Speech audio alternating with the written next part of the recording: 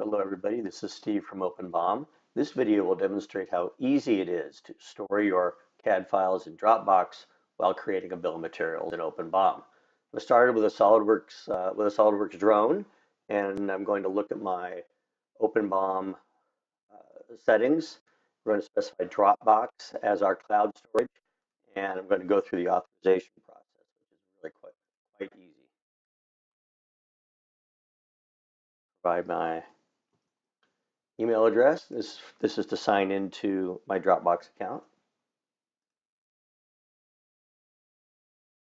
I'll then grant OpenBOM and Dropbox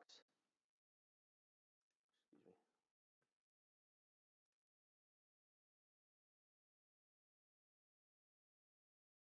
appropriate permissions.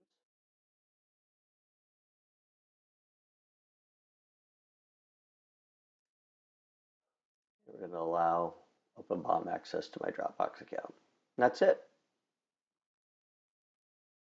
We're going to tell OpenBOM to send some CAD files to Dropbox. And we're going to go ahead and create bill of material. So I've done that ahead of time to save a little time, and OpenBOM has created a bill of material for that drone. That includes both CAD files and other PDF file links in OpenBOM. I can follow one of these links right to that CAD file in Dropbox. So that's really handy. I can share this or mark it up or comment with my colleagues as needed. So in short, what we've done is we've set our settings in SolidWorks. We've authorized and signed into our Dropbox account. We created bill of material. The links were automatically generated by OpenBOM, and then we can follow those links to any of our items that are stored in Dropbox. Yeah, we're always interested in your feedback. Support@openbom.com. Thank you.